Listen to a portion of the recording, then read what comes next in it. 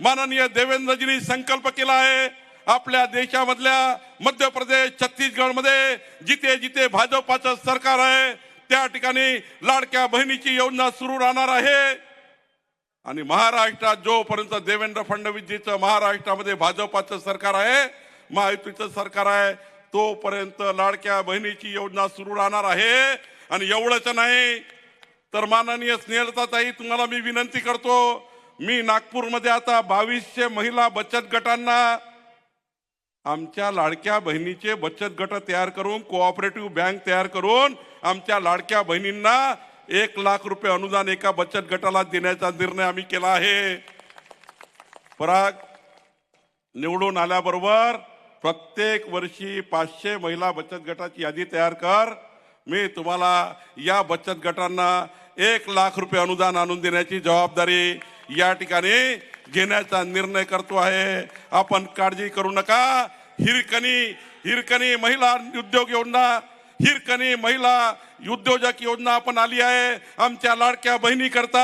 हिरकणी महिला उद्योगाच्या माध्यमातून आपण कोपरगावच्या आमच्या लाडक्या बहिणींना हिरकणी महिला उद्योगाच्या माध्यमातून योजना आपण देणार आहोत। एवढंच नाही तर माननीय पंतप्रधान नरेंद्र मोदींच्या सरकारकडनं आमच्या लखपती दीदी करण्याची योजना या कोपरगाव मध्ये आपण आणतो आहे। परागजी, जेवढी यादी करायची तेवढी करा। आमच्या कोपरगावच्या लाडक्या बहिणींना लखपती दीदी करण्याचा निर्णय आपलं सरकार करणार आहे। देवेंद्र फडणवीसजींनी आपल्याला वचन दिलं होतं, आपलं सरकार जर आलं तर महाराष्ट्रातल्या 45 लाख शेतकऱ्यावर 27,000 कोटी शेतकऱ्याच्या शेतातल्या विजेच्या पंपाचे बिल बाकी आहे। एक कमळाचं मत किती महत्वपूर्ण आहे बघा। तुम्ही कमळाला मत दिले, स्नेहलताताई आल्या, आता तर मी मंत्री झालो, आता देवेंद्रजी ऊर्जा मंत्री म्हणून त्यांच्याकडे कारभार आहे। मला अभिमान आहे, माननीय देवेंद्र फडणवीसजी मुख्यमंत्री झाल्यानंतर या महाराष्ट्रातल्या 45 लाख शेतकऱ्यांच्या शेतामधले विजेच्या पंपाचे 27,000 कोटी रुपये माफ करण्याचं काम देवेंद्र फडणवीस सरकारने केलं, आपल्या सरकारने केलं। आणि एवढंच नाही तर पुढचे 5 वर्ष 1ही रुपया विजेचं बिल शेतकऱ्याच्या पंपाचे येणार नाही, शेतकऱ्याच्या विजेच्या पंपाचे येणार नाही, हा निर्णय देवेंद्र फडणवीस सरकारने केला। आणि आता तर देवेंद्रजींनी निर्णय घेतलेला आहे, तुमच्याकडे जे कोपरगावला वीज येतं ही आमच्या नागपूरवरनं येतं, चंद्रपूरवरनं येतं, भुसावळवरनं येतं, परळीवरनं येतं। ही वीज तुमच्याकडे जी येतं ही वीज आता 8 रुपये रेट आहे। आमच्या कोपरगावच्या बहिणींना समजून घ्या, ही 8 रुपये विजेची रेट आहे। 2025 पासून 2029 पुढच्या 5 वर्षांनी या विजेचा रेट 12 रुपये होणार आहे। कोळसा जसा जसा महाग होईल तसं तसं विजेचं बिल वाढणार आहे। कोळशाचे रेट वाढले की विजेचे रेट वाढतात।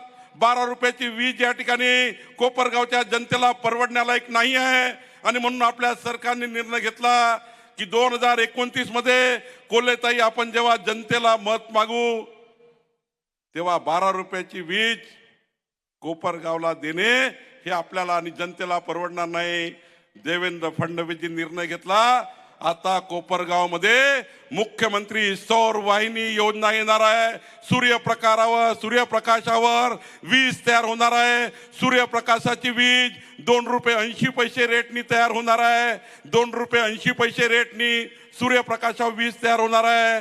आणि कोपरगावला आपण 2029 मध्ये 2 रुपये 90 पैसे आणि तुमच्या घरापर्यंत आणण्याकरता जो खर्च लागेल तो खर्च मी तुम्हाला देवेंद्र फडणवीसजीच्या सरकारकडनं वचन देतो की 2029 मध्ये जेव्हा आम्ही तुम्हाला कमळाला मत मागू तेव्हा खऱ्या अर्थाने कोपरगावची वीज 12 रुपये रेट नसेल 6 रुपये रेटने देण्याचा निर्णय आपलं सरकार करणार आहे।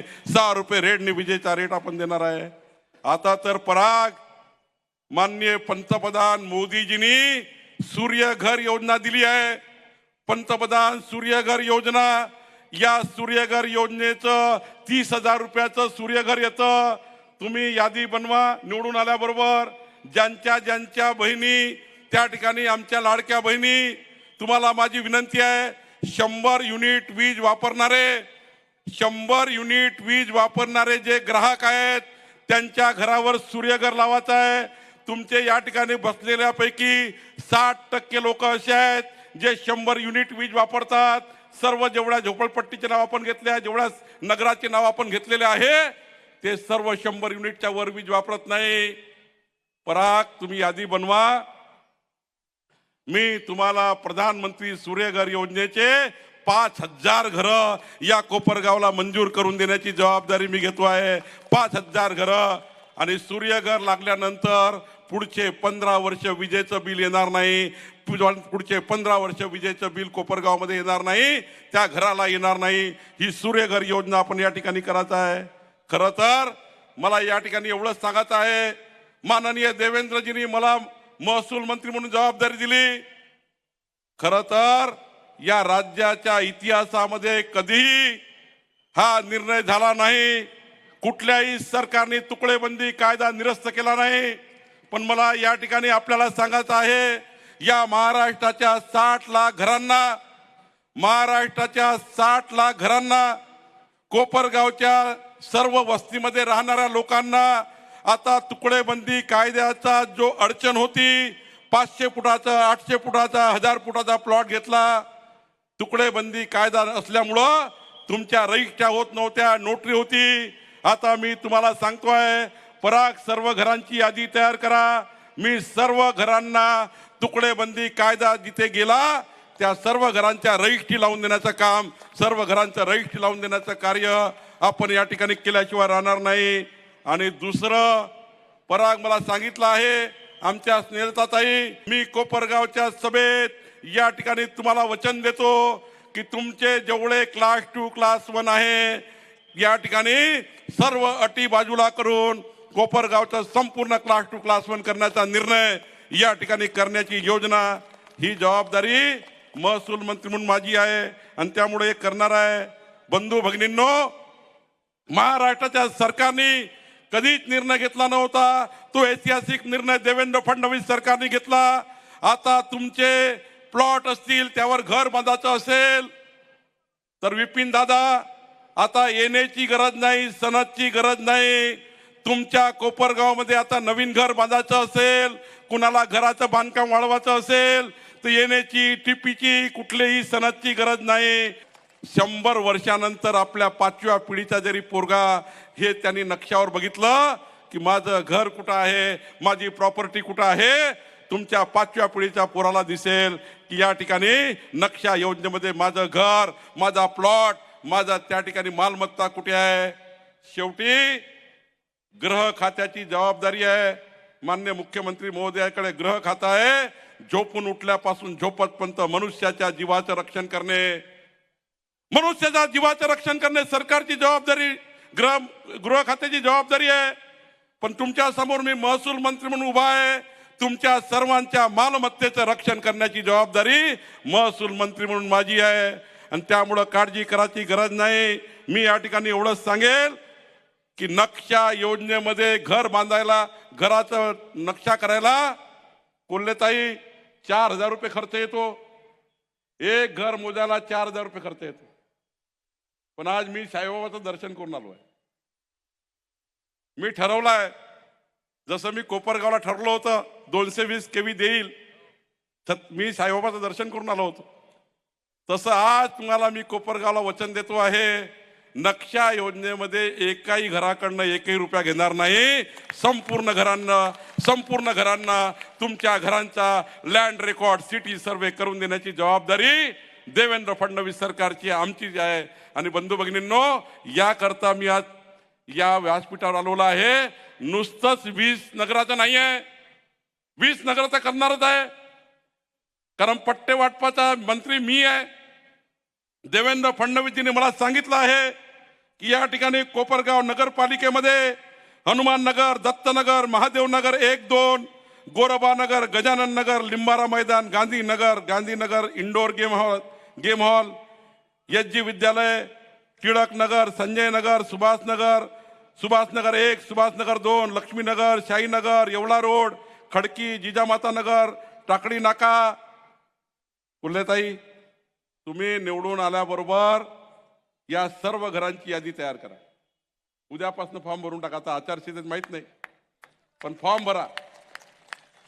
मी स्वतः महसूल मंत्री म्हणून कोपरगावला येऊन तुमचे सर्वांचे पट्टे वाटप करून देतो। या महसूल मंत्री म्हणून माझे जे अधिकार आहे ते सर्व अधिकार कोपरगाव मध्ये येऊन पट्टे वाटपाचा सर्व 5,500 6,000 घरांना पट्टे वाटप देण्याचा निर्णय चंद्रशेखर बावनकुळे आपल्या कोपरगाव मध्ये येऊन केल्याशिवाय मी राहणार नाही, एवढंच वचन मी आपल्याला देतो। बंधू भगिनींनो, खऱ्या अर्थाने 20 तारखेच्या निवडणुकीमध्ये मी आपल्याला विकास सांगणार आहे।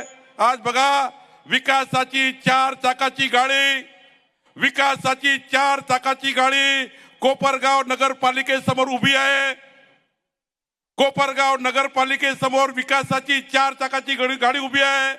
एक चाक माननीय पंतप्रधान नरेंद्र मोदी यांच्या योजनेचा आहे, एक चाक देवेंद्र फडणवीसच्या योजनेचा आहे, तिसरं चाक या विकासाच्या गाडीचं राधाकृष्ण विखे पाटीलजी पालकमंत्र्याच्या याचा आहे आणि चौथं चाक आमच्या स्नेहलताताई कोल्हेंचा आहे।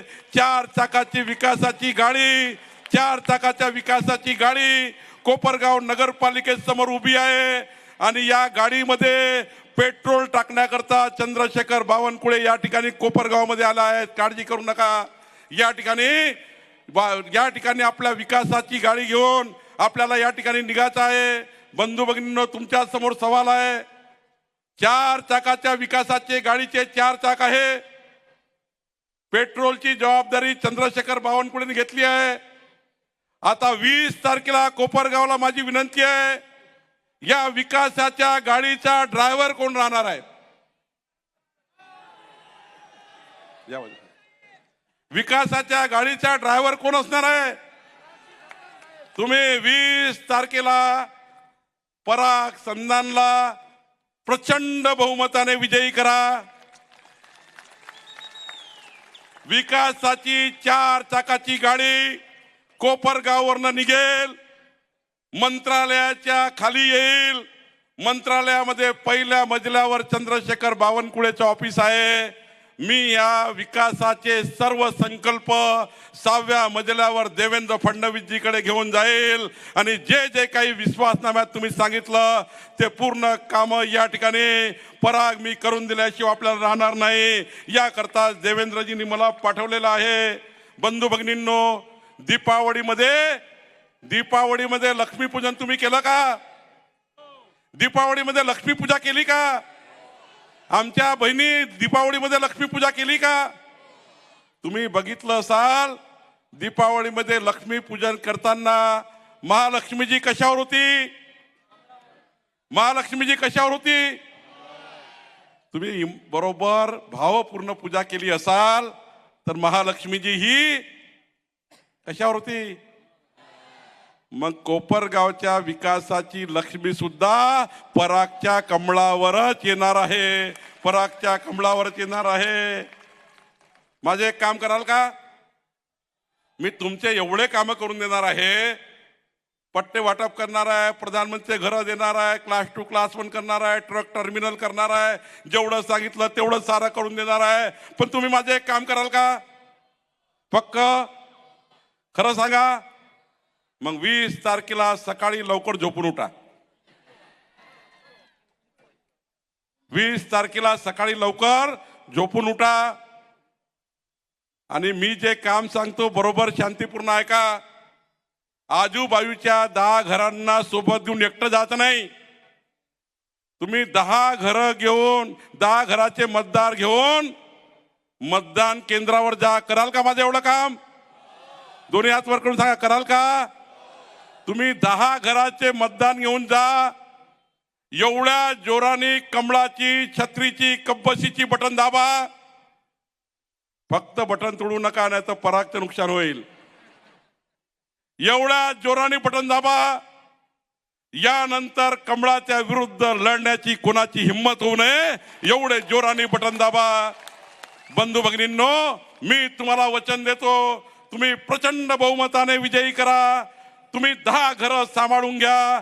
5 वर्ष तुम्हाला सर्वांना विकासाच्या माध्यमातून सांभाळण्याची जबाबदारी देवेंद्र फडणवीस सरकारची आमची आहे, हेच वचन देण्याकरता आपल्याला आलो आहे। माझी विनंती तुम्ही मान्य केली का?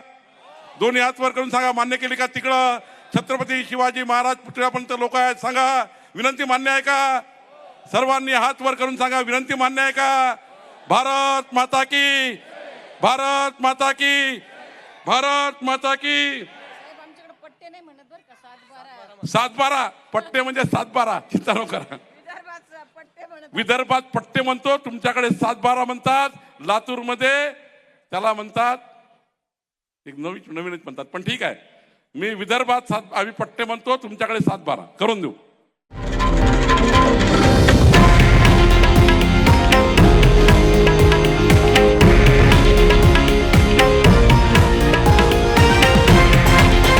हे आहे देशातील नंबर 1 न्यूज नेटवर्क आणि आपण पाहत आहात TV9 मराठी, एकमेव.